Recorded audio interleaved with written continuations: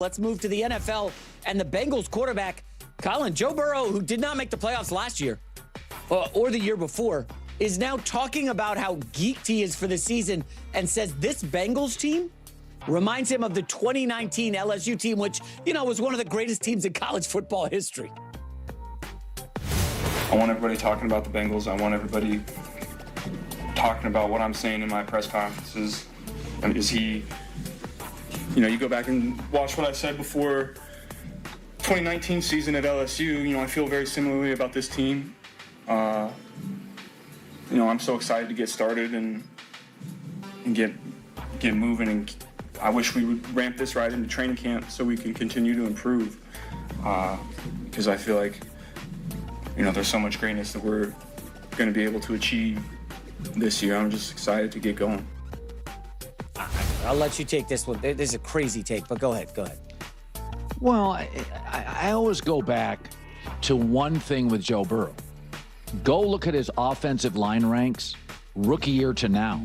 He's never even had a top 15 offensive line. You don't need to give me the Eagles.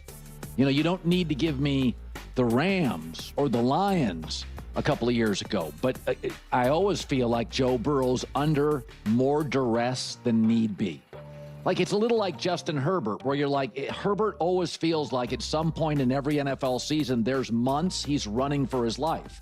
And so, to me, this league has never been complicated. Get your quarterback, protect him, and then go draft or acquire guys that can attack the opposing quarterback. It's a three-step process. They've been able to get him weapons. That matters, but wide receivers are everywhere in football. And to me, they have missed out. 2 injuries already as he moves into his prime. This offensive line does not look like it'll be ranked as an elite offensive line again. So I think it all starts there. When you get a season now that's 17 games, you're in a cold weather environment, you're not going to do it downfield. You can't just win downfield battles with receivers. You got to win in the trenches. They've never built him great trenches. Yeah, they made some good defensive moves this offseason, yes, right? They Dexter did, Lawrence finally. and company. But Colin, this feels like out of character for Burrow to start the hype about a Bengals team. Remember the end of last season? The talk was, boy, Burrow looks unhappy.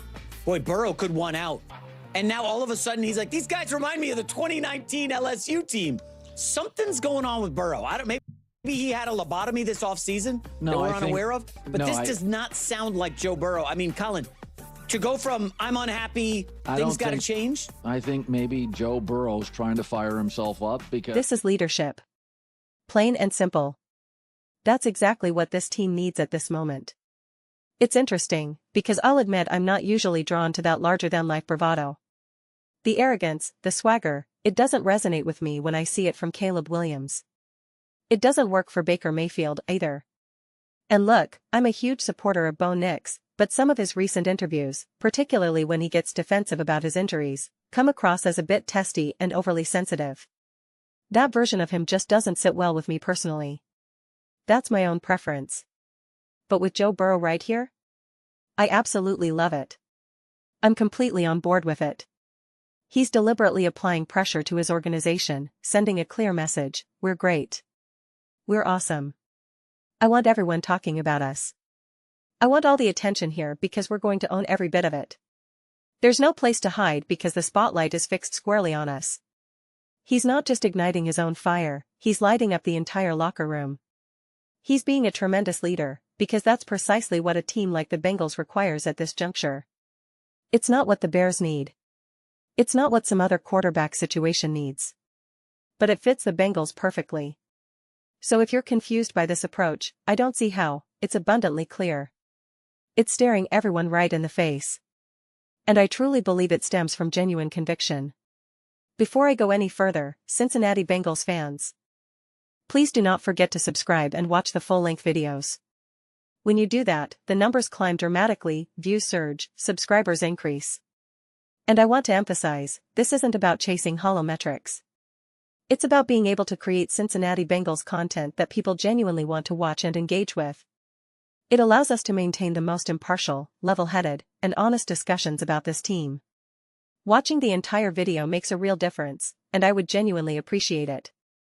I love it when I encounter teams and perspectives that people simply get wrong. I didn't fully grasp it until last season, just how off the mark the general consensus was regarding Burrow and the Bengals.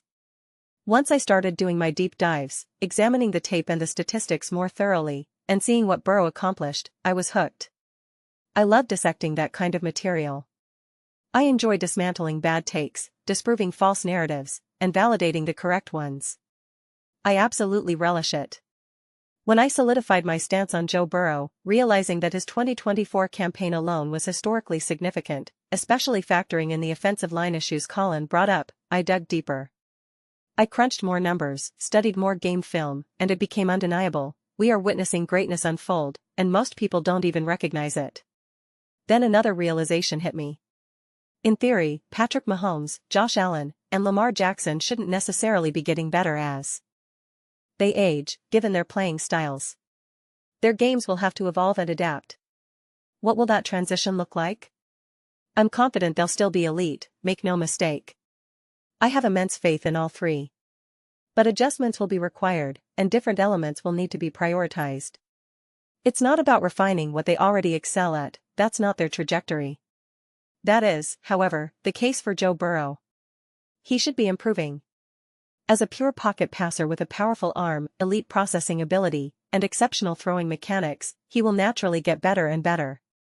Tom Brady famously said it took him over a decade to fully grasp everything a defense could throw at him.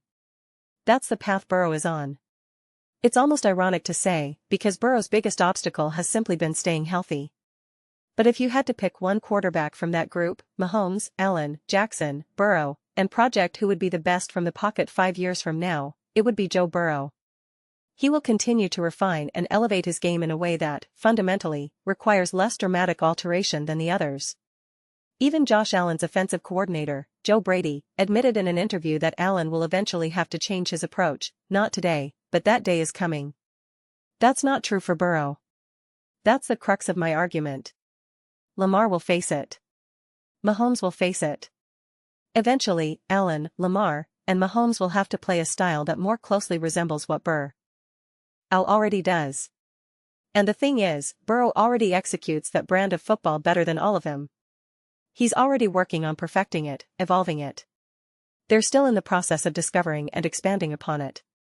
That's the critical distinction. So consider this: we may not have even seen the best version of Joe Burrow yet. Not to mention if you could actually, dare I say it, protect him adequately and provide a legitimate running game.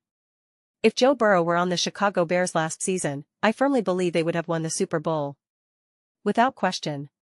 Put him on the Broncos, the Patriots, the Rams, or the Seahawks, greatness follows. Legendary, historic, Hall of Fame level greatness. I have zero doubt. This creates an interesting trap for discussion, because I've talked about the Bengals so extensively that I'm always searching for new angles. And I just stumbled onto one. Joe Burrow is actually going to improve and become even better, provided he stays healthy. He will elevate his game in a way I'm not sure I can confidently say about Allen, Jackson, or Mahomes, given their respective playing styles and what makes them exceptional.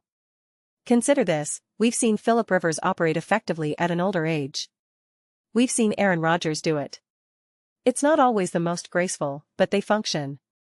You cannot project a 42-year-old Patrick Mahomes playing the same way he does now. There is no version of Mahomes or Allen where the style they currently employ would be effective at that age. They would be completely different quarterbacks than they were at 28, 29, or 30. It wouldn't even be remotely similar. At 38, 39, 40, it simply wouldn't work. That transition won't happen for Burrow. That's the clear dividing line. So you're talking about potentially an even better version of Joe Burrow, paired with a potentially upgraded team and roster quality. That gets me fired up. That genuinely excites me. Those are just my thoughts. I'd love to hear yours. What do you all think about the Cincinnati Bengals and Joe Burrow? Why do you think he's drawing all this attention to himself and the team? Are you confused by it? Did Burrow have a lobotomy? Is he out of bounds? Do you believe Burrow will surpass what he's already accomplished? Let me know in the comments. I read every single one, whether you agree with me or not. Let's spark some discussions, maybe even some debates, but ultimately, let's have some fun. Please consider subscribing. We're building an amazing community here, and I'd love for you to be part of it. I want to create something we all feel connected to and excited about. I think we're well on our way. Don't forget to give this video a thumbs up, it genuinely boosts visibility and helps the algorithm. Thank you so much. See you next time.